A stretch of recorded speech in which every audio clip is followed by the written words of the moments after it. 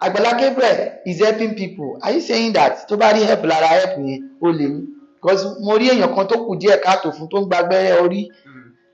tó lo statement pé lágbájá nínú àwọn tí ẹ ń pè ní social media influencer àbí tó dẹ̀ náwọn style àwọn tó tún náwọn ń ṣe fíìmù I don't know tó ń sọ pé lágbájá bọ́ sí bíbá ẹ̀ ó lè ní ẹ́ mo wo orú ẹni yẹn mo wá wo live history ẹni yẹn ọ̀gá àwọn olè tó ń pè èèyàn kan ló lè ṣe ẹni tó bá máa ṣoore tó fẹ́ máa help àwọn èèyàn tó èèyàn bá ti rí pé in that process nǹkan yẹn máa ń lọ déédéé ó máa ń ṣe ká dọ̀bálẹ̀ fún abínú ẹnu kò ní ó má bínú ẹnu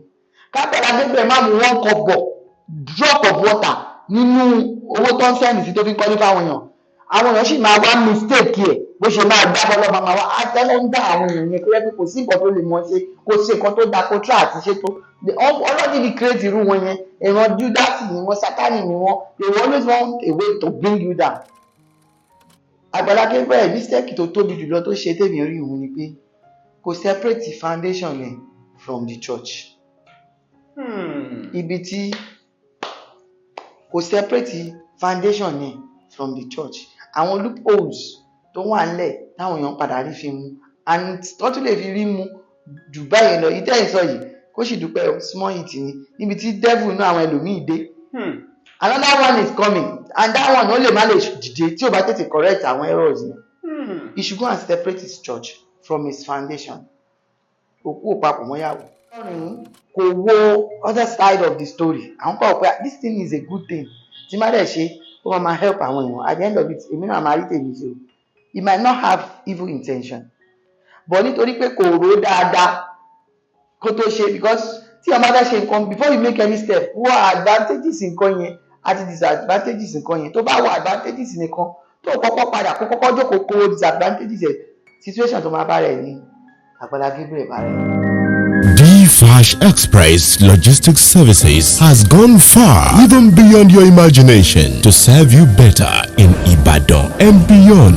Flash Express Logistics Services has proven integrity to make you get whatever you want, wherever you are, and whenever you wish. Our services include global and local courier services, e-commerce, express delivery, pickup and delivery, and a lot more. Your convenience and safety of your parcels and luggages are so paramount to us. For further inquiries, please call Flash Express Logistics Services on 0906 727 0530 and 0805 467 5088. Flash Express Logistics Services. Your convenience is our priority.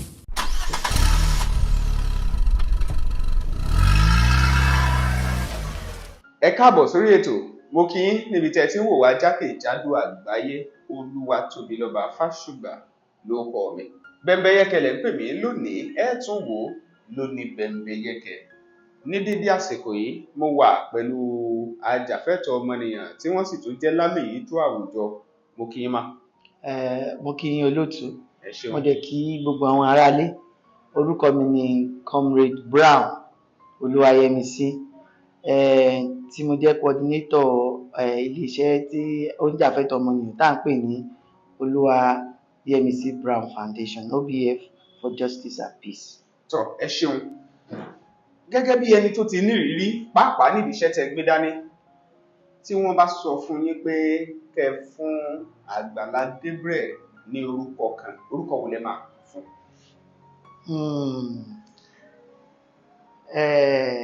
Tí bá ní kí n wò kí n fún ní orúkọ tí n bá fún ní pé mi mọ̀ bí ṣe lè Yorùbá yẹn pé ẹ lè sọ lóyìnbó. Olùrànlọ́wọ́ tó ń nomijé èèyàn nù ibi tí máa classify ẹ̀ sí ni so but Bíbélì sọ fún ọ sọ pé olùbùkún ni fún olùlàjà tí ọmọ Ọlọ́run là máa bù Ọlọ́run dá ẹni tí ó lájà lọ́lá definitely ẹni tó ń nomijé èèyàn nù tó ń help èèyàn Ọlọ́run tó máa dá lọ́lá jù bẹ́ẹ̀ lọ so mo expect pé orúkọ tó yẹ ká pè kì í ṣe orúkọ àbùkù torí ọ̀pọ̀lọpọ̀ èèyàn ló jẹ́ pé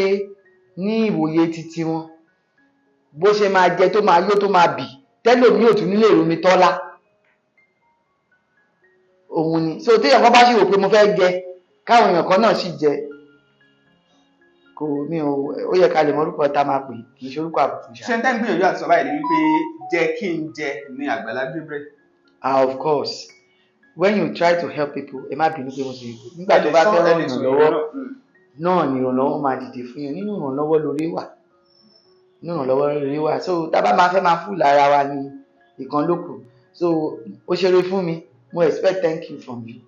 so tí wo bá ṣe thank you Ọlọ́run á ṣe thank you so Ọlọ́run bá dẹ̀ máa ṣe thank you náà èèyàn náà ló máa rántí yàn so in the process of pé Agbala Gabriel help àwọn èèyàn òun náà ni òun rí help ó dẹ̀ ní one way or the other ó ń favour òun náà. Ó dà kò ń ṣèròyìn mọ́ nǹkan bíi méjì kan ṣẹlẹ̀ láìpẹ́ yìí àkọ́kọ́ ti Agbala Gabriel àti Muyideen ẹlẹ́ẹ̀kejì òun ni ti ìròyìn táwọn èèyàn ń gbé ká nípa bàbá Suebebe tó jáde láyé tó jẹ́ òṣèré tíátà tó jáde láyé àti Agbala Gabriel. Ẹ jẹ́ ká mú láti bí ẹ jẹ́ ká mú látòrí ti Agbala Gabriel àti Muyideen nígbà tí ó ṣe oore yẹn àwọn kan ní ó kù díẹ̀ káàtó nítorí pé Yorùbá ló kò wípé mo ṣe oore kò gbè mí wọ́n ló lọ́wọ́ kankan nínú rẹ̀ kí lẹ lè sọ lórí ẹ̀. ẹ ṣe láyé ìgbà kan lòwe tẹ́ ẹ sọ yẹn láyé ìta wà yìí ń sìn àwọn èèyàn tó wà nú ẹ̀ wọ́n di nǹkan ju títí ayé ìgbà tẹ́ ẹ sọ yẹn wọ́n sì máa wo ti culture wo ti ṣẹ̀ṣe wo ta lájọbí Nàìjíríà táwa sí àwọn Yorùbá wọ́n ṣe ṣàlẹ̀ àwa Yorùbá wọn ò yẹn mọ́ tó bá lè pọ̀ tó fọ́ tó bá lè kí wọ́n tó wà lókè yẹn ṣe já bọ́lẹ̀ kan tún gorí ẹ̀ láti fi gòkè láti já ẹbọ láti gòkè lọ́pọ̀lọpọ̀ èèyàn wá. So in case of Muyideen àti Agbala Gabriel ṣe rí mo máa sọ fáwọn èèyàn pé kò sí bóyá máa ṣe gbọ́n ti ṣàlàwà tá náà ń ṣiṣẹ́ ìṣòro iṣẹ́ activism tó bá ti fẹ́ ṣe kọ́kọ́ mọ̀ pé àwọn ènìyàn kọ́ ló ń ṣe fún bẹ́ẹ̀ ni tó bá ń ṣoore pé torí pé ó fẹ́ ṣe fún yàn ó máa easy fún ẹ láti tètè jábọ́ bọ̀ nígbà tó bá fẹ́ ṣe béèrè ẹ léèrè pé ṣó wù mí láti ṣe tó bá wù ẹ́ láti ṣe wá wò pé Ọlọ́run mo fẹ́ ṣe fún gbogbo nǹkan tí bá lè bá pàdé nídìí ẹ mo gbọ́dọ̀ faradà so tí àwọn hit yẹn bá máa wá it will be very easy for you to absorb òun lórí ìdàbí ẹni pé àwọn tá à ń ṣe human rights etí wa má dàbí ẹni pé wọ́n ti gé lọ ní àgbọn kankan téèyàn kan bẹ́ẹ̀ ni torí pé a ti wà determine pé ìyá yìí mo fẹ́ kọfẹ́ nìyẹn bóyá mo ṣubú bóyá ta mi kú bóyá kinní kan kì í ṣe nítorí owó or torí anything now ní issue Agbala Gabriel òun ni pé ibi ìrìn àjò tó lọ́rìn kò wo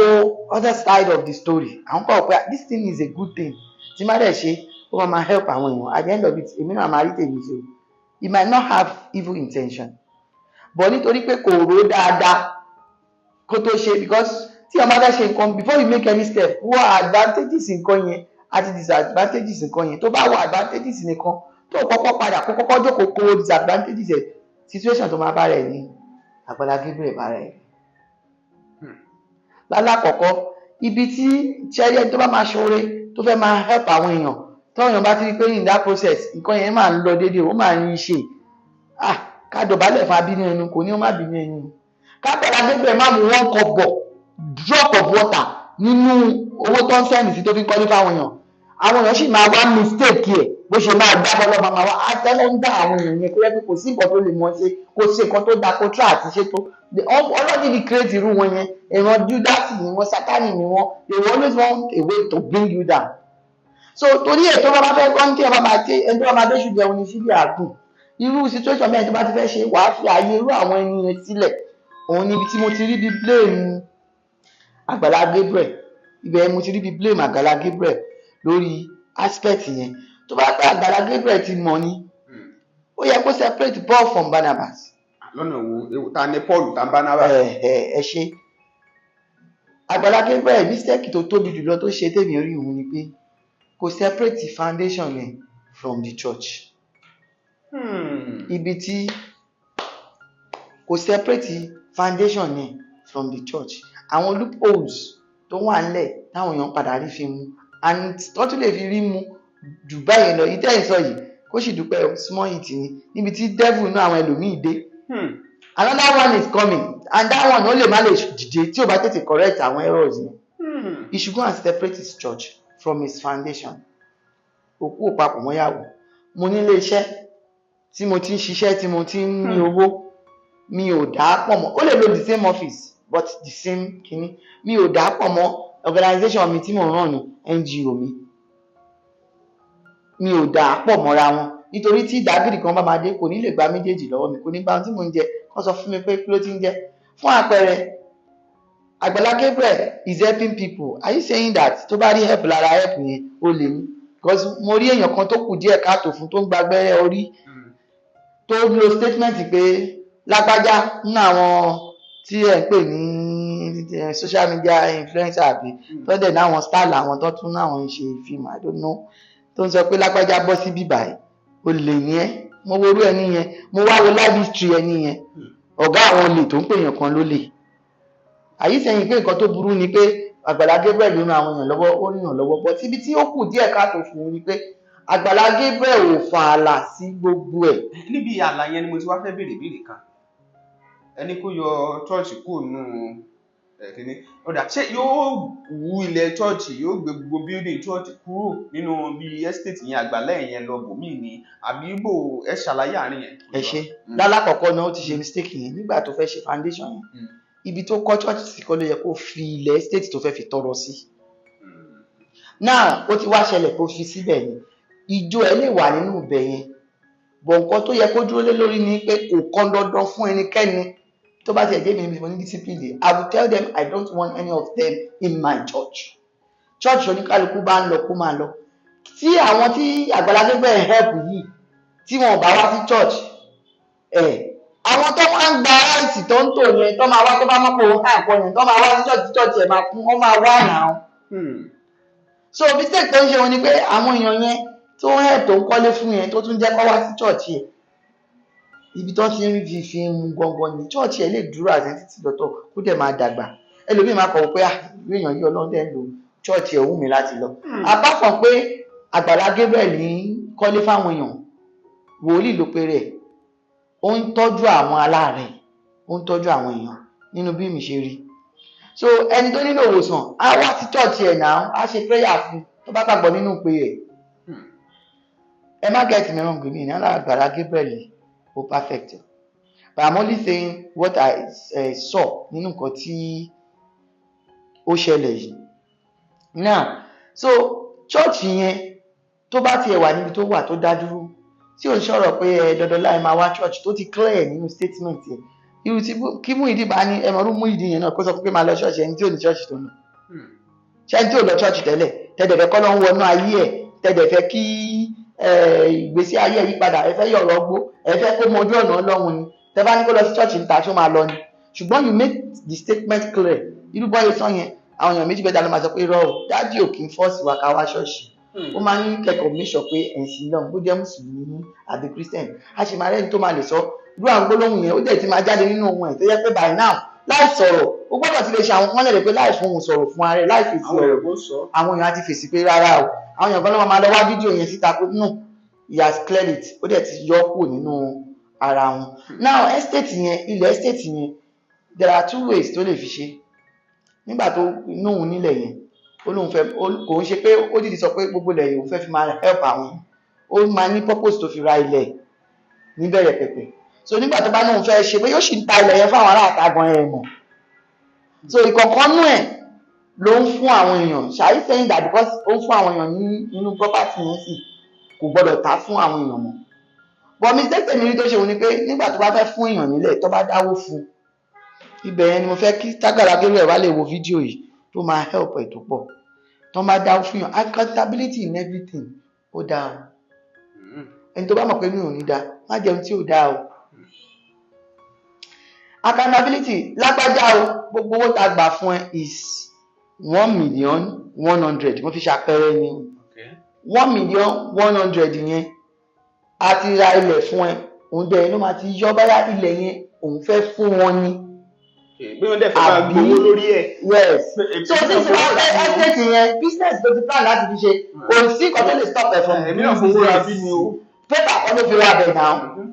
So for business tó ṣe ni pé ó yẹ kó ti register organization company name wọn ẹ̀ lórúkọ ẹ̀ nǹkan tó fẹ́ ṣe tó ń ṣe personally tí ò mọ charity giving yìí tí ò mọ church apart from this charity foundation issue tó ń ṣe then church ó jẹ́ kó ti ní company name tó ti máa register estate ẹ̀ àti every other thing tó ń wù láti máa ṣe as personal thing tó fẹ́ máa lò as income ẹ̀ ó yẹ kó ti ní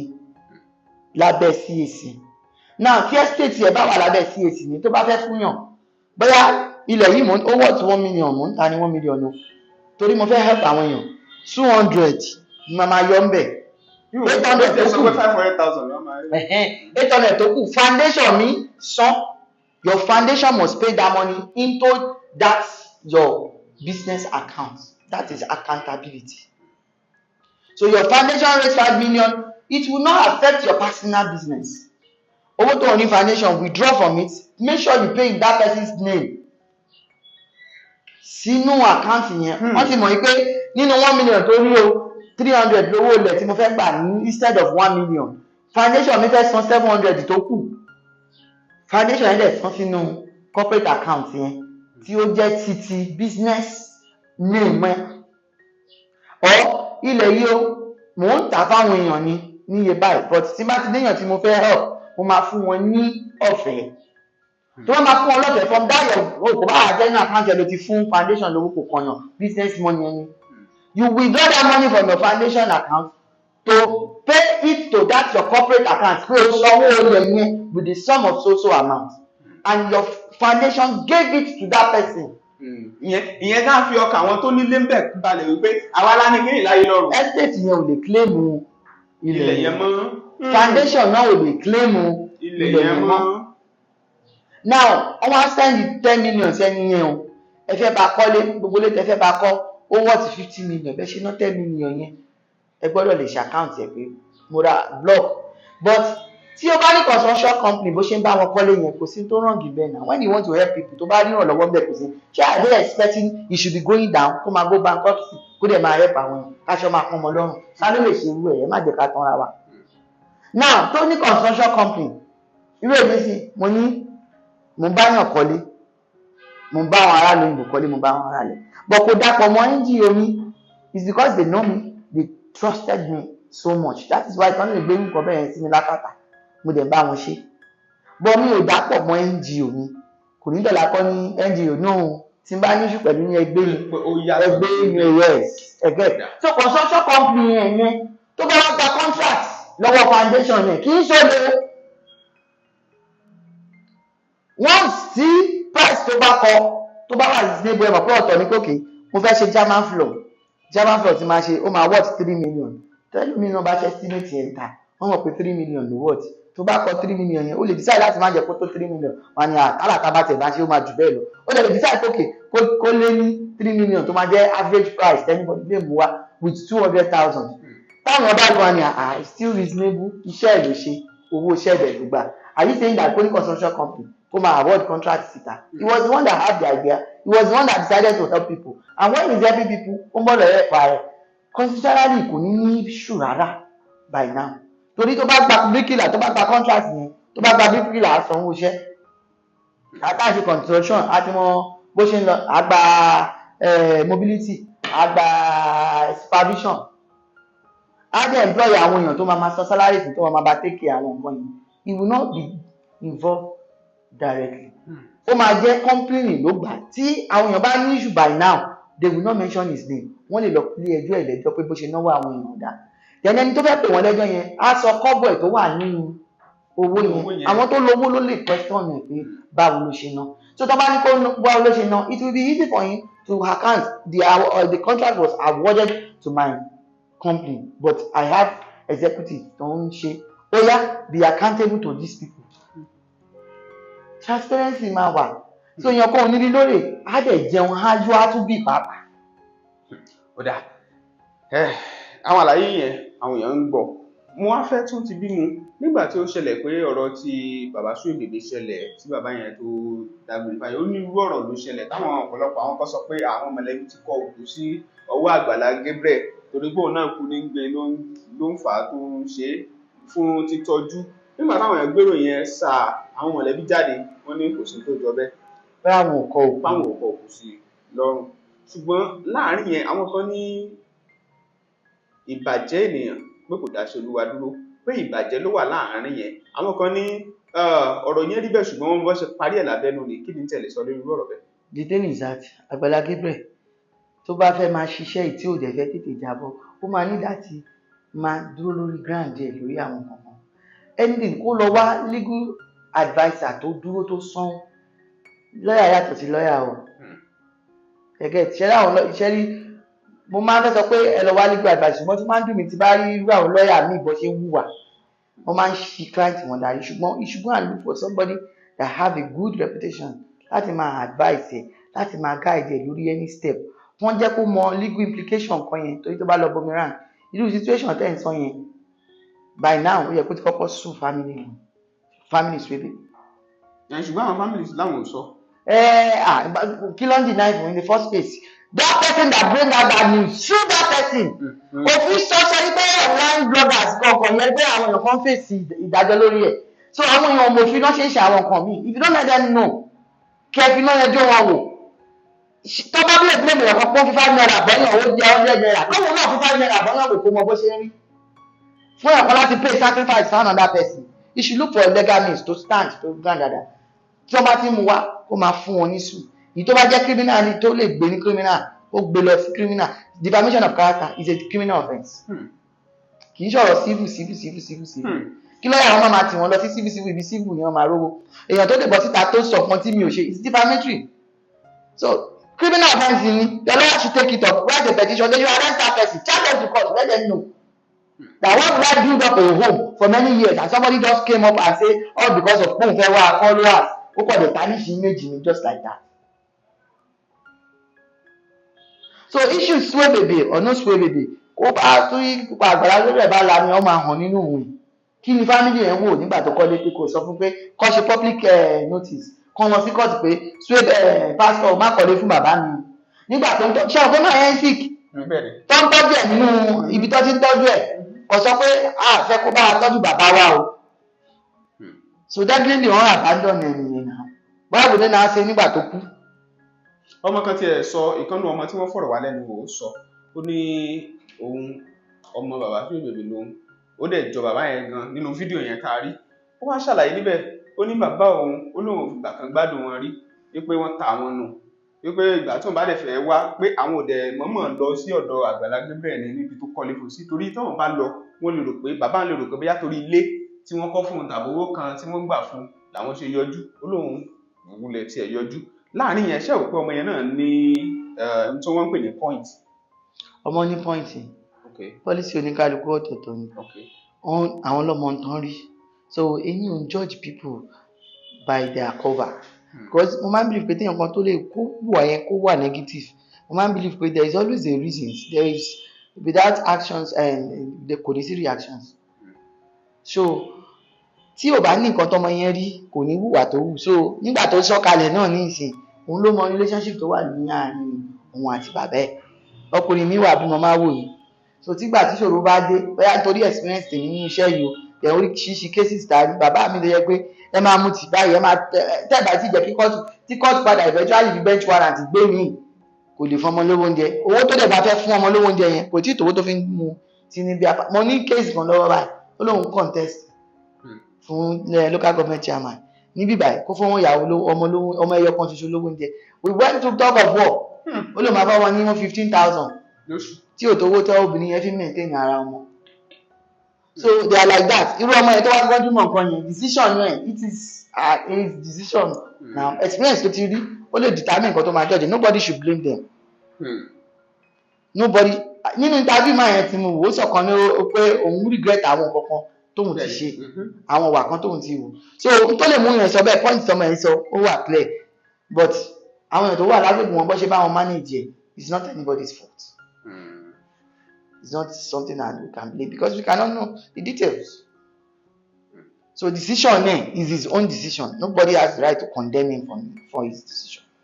Because we cannot know ito sọ yẹn details tó wà ní a lè mú. So tí n bá judge lórí ọ̀rọ̀ tó sọ yẹn definitely mo ń ṣẹ̀ sí Ọlọ́run gan. Ó dà ní ṣókí kí ẹ fi ọ̀rọ̀ àmọ̀ràn síta fáwọn èèyàn pàápàá àwọn tó ń ṣoore àtàwọn tí wọ́n ń ṣe oore fún. Protest yẹn dìbò olóòtú.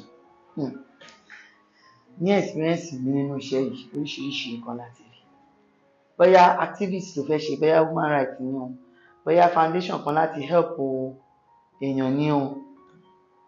ẹ máa yọ ònú ara wọn ẹ má dàpọ̀ o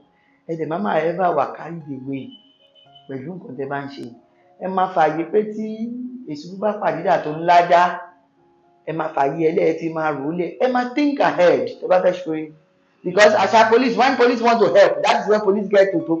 inside trouble bí àṣà àwọn ọlọ́pàá. Bẹ́ẹ̀ náà lọ́rọ̀ àwa tá à ń ṣe ìrànlọ́wọ́ yìí o. Níbi tó bá ti ń fẹ́ help, èmi ti ní experience kan tó yẹ pé ẹni tó ní problem tí ó wà ní station pẹ̀lú ọlọ́pàá tó kú síbẹ̀, táwa ń bọ́ ìyàwó àtàwọn ọmọ ẹ̀, táwọn ọgbà tí bàbá ẹ̀ lọ gbowó pósí lọ́wọ́ ọlọ́pàá 50,000. Ṣé kò ti tà wá? So many things tó yẹ pé wọ́n rape ọmọ ẹ̀, agbégbèsè, agbáwọn ènìyàn lọ sí court, òun ló tún fún wọn ní nọ́mbà àbí tó ti máa pè wá, wọ́n ṣe máa ní connection sí wa. Èyí tó máa fọmọ lóyún tó yẹ pé àwọn ní flash tó máa fún lóyún oríṣiríṣi ta lè ṣe torí ẹ̀. Tẹ́ bá fẹ́ ṣe oore, ẹ wo oore ṣe, kì í ṣe pé ẹ bá wo nǹkan tí à ń rí lọ́wọ́ àwọn tá à ń help,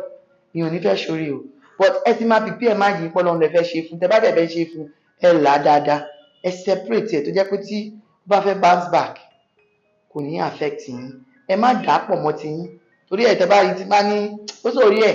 kẹ́ ní mo fẹ́ help èèyàn tó wá ń sọ pé ọ máa dáwó fún, I don't do it. Tó bá jẹ́ pé ẹ fẹ́ dáwó yẹn fún, bí a kí n pe irú àwọn mídíà báyìí àbí kí n máa fẹ́ kó jẹ́ pé another person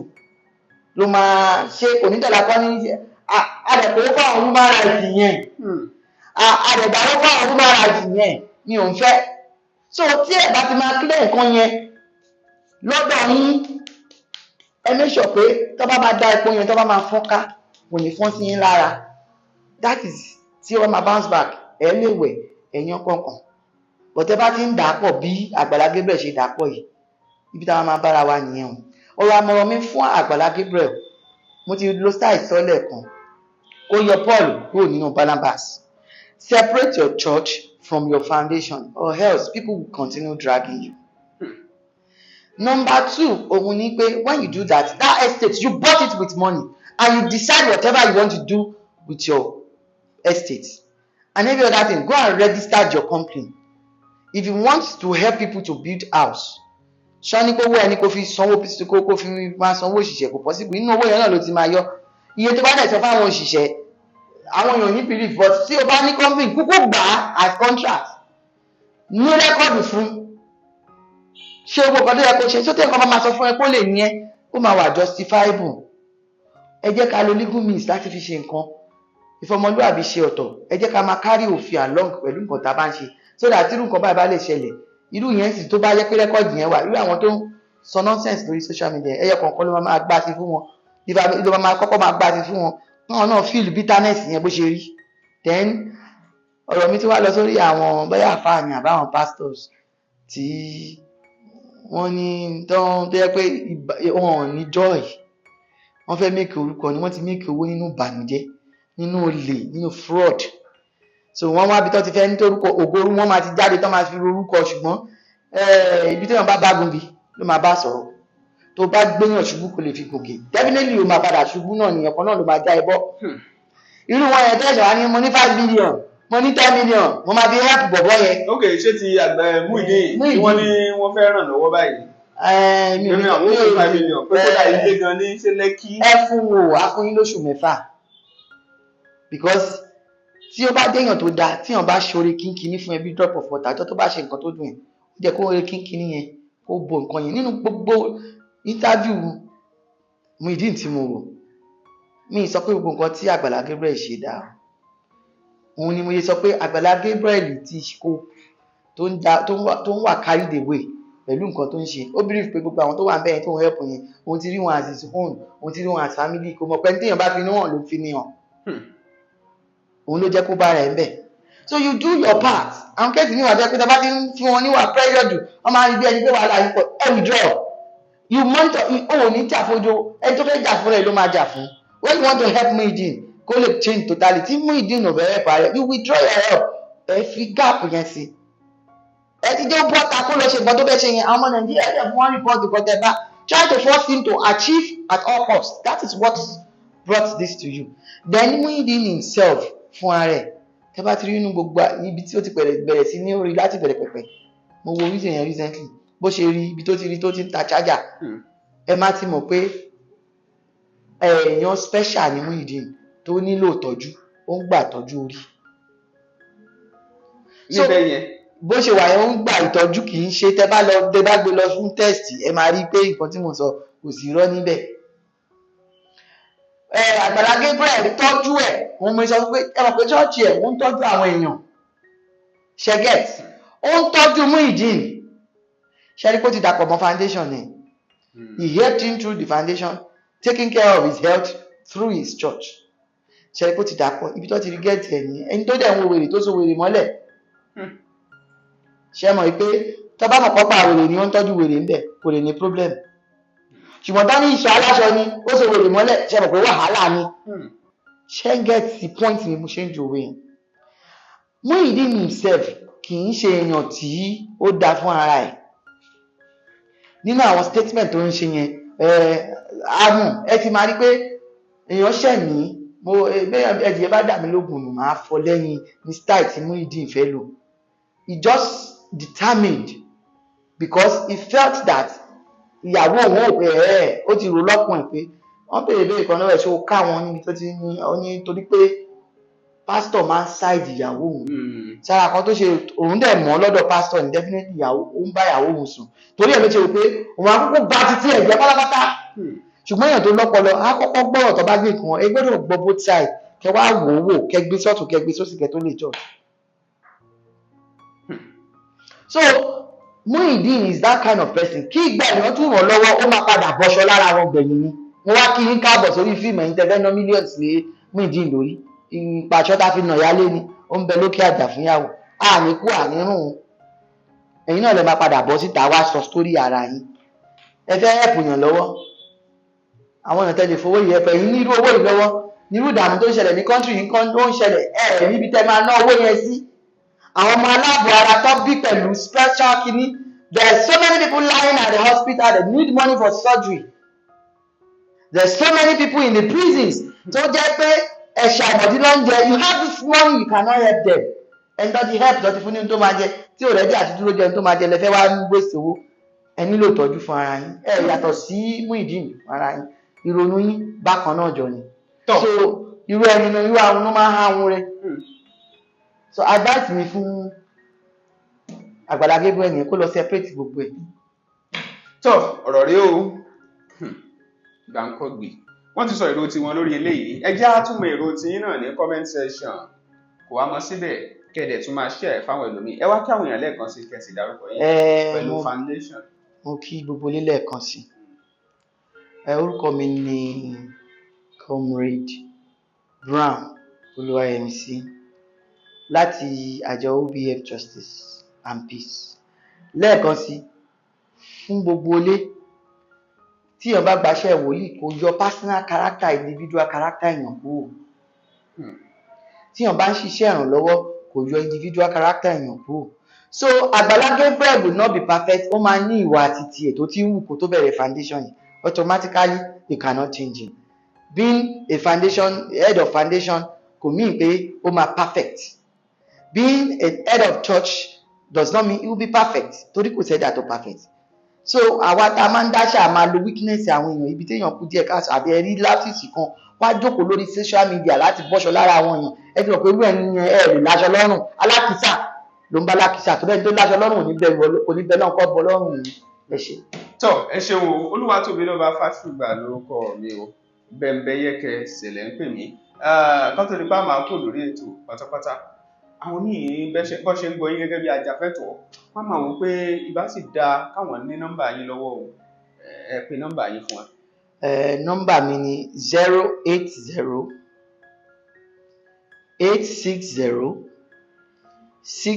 080-860-622-79 lẹ́ẹ̀kan sí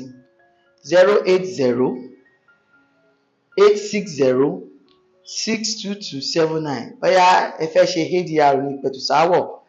láàrin lọ́kọláya ọ̀rọ̀ ilẹ̀ ọ̀rọ̀ ogún ọ̀rọ̀ tó bá ní gbọ́mi sí omi òtó tàbí tó bá fẹ́ ní gbọ́mi sí omi òtó tẹ́ bá kàn sí wa ní iṣẹ́ wa à ń dá sí tá a máa ṣe ní tùbínùbí lọ́rọ̀ láàrin lọ́kọláya à á ṣe ìtùbínùbí tó bá tábárí ẹni tó fẹ́ ran à ń ṣe ètò tá a fi ń ran àwọn ẹlẹ́wọ̀n lọ́wọ́ bóyá wọ́n fẹ́ kọ́ṣẹ́ wọ́n fẹ́ kàwé irú nísì a ní ìpele tá a ti ń ṣe kọ́ wọn ní computer studies ẹ̀rọ ayélujára so ní prison so pé tó bá máa bọ́ síta ń bẹ̀ life wọn á lè wúlò. A ní ìpele tó yẹ pé à ń fún wọn ní lecturer tó ń kọ́ àwọn tó wà níléèwé gíga ń bẹ̀ so that wọ́n á lè rí bí achieve certificate BSc wọn NCE wọn tó bá bọ́ síta wọn ò ní wàhálà. Irú ètò ìlera tó bá pè wá fún ẹlòmíì tó ní ètò ìlera tó ní problem health níta bá ní lágbára à ń ṣe. Tí prison bá kàn sí wa lórí àwọn èèyàn míì wà tí wọ́n ní tó ń wà ní ọgbà ẹ̀wọ̀n tí wọ́n ní lọ́ọ̀yà lẹ́yìn pé ìyàmọ̀dí ló ń jẹ tó bá kàn sí wa à ń ṣe ìrànlọ́wọ́ fún wa. Tó bá rí ẹni tó fẹ́ láti ṣe irú ìrànlọ́wọ́ bẹ́ẹ̀ yẹn ara àwọn èèyàn tó máa pè wá láti abroad pé okay àwọn tí ó fẹ́ tó jẹ́ pé wọ́n wà ní prison torí option of fine àbí torí wọ́n jẹ gbèsè tí owó yẹn ò pọ̀ ẹlòmíì lè ní tí owó yẹn ju 50,000 lọ èèyàn mẹ́fà ẹlòmíì lè ní tí owó yẹn ju 100,000 lọ wọ́n á sọ tí wọ́n lè bá wọn san kí wọ́n lè bọ́ta ní prison. So tá a bá ríra àwọn èèyàn bẹ́ẹ̀ tó fẹ́ ṣe irú ìrànlọ́wọ́ bẹ́ẹ̀ tó bá contact wa agbègbèsè prison máa fún wa a dẹ̀ máa ṣe then we will communicate with them kọ́ mọ bí ìrìn àjò wọn ṣe lọ. Ẹni tó fẹ́ help lórí pé káwọn èèyàn lè lọ sí school náà níbẹ̀ kọ́ communicate pẹ̀lú wa. So a dẹ̀ ń ṣe ìdánilẹ́kọ̀ọ́ ara ẹ̀ náà ni a ṣe ń dáhùn àwọn interview yìí láti jẹ́ káwọn èèyàn mọ ìwà pa àti ṣe tó ń gbéyàn dé ọgbà ẹ̀wọ̀n a dẹ̀ ń jà fẹ́tọ̀ ọmọ ènìyàn ìyẹn ṣe kókó. Kò ní jù báyìí lọ ó dìgbà kan náà ká fi rí pàdé ẹ máa share ẹ̀ fáwọn ẹlòmíì lóní Bembeyeke.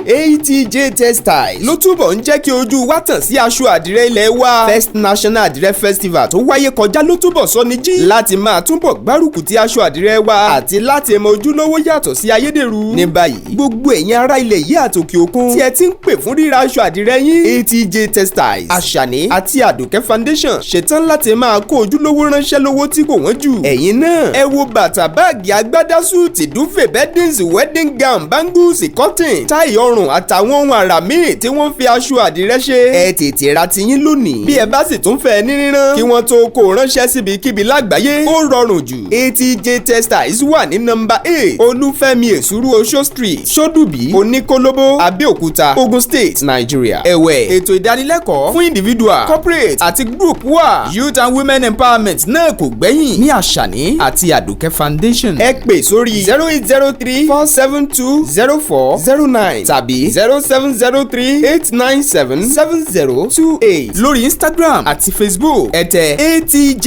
Textiles aṣọ àdìrẹ ilẹ̀ wa tiwantiwa ni.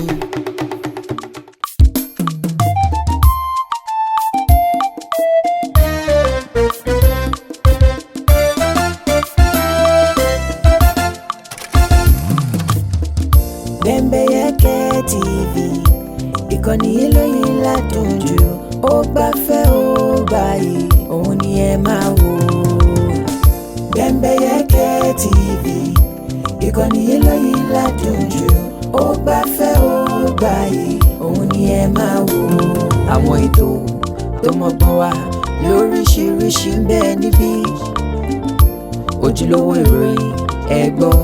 tiwa ní í ṣe torí ẹyẹ bí ọ̀gìn òsì kìnìún lọ́ba ẹran. Ojúlówó ìsọfúnni ló mú wa dá wọn yọ. Bembeyeke TV ìkànnì ìlóyìn ládùn jù ó gbafẹ́ ó gbàyè òun ni ẹ máa wò. Support lọ Bembeyeke TV lẹ́tí máa rí bẹ́bẹ́ ìkànnì ìlóyìn ládùn jù Daniel Salomon ló mú wa yìí òun ni ẹ máa wò.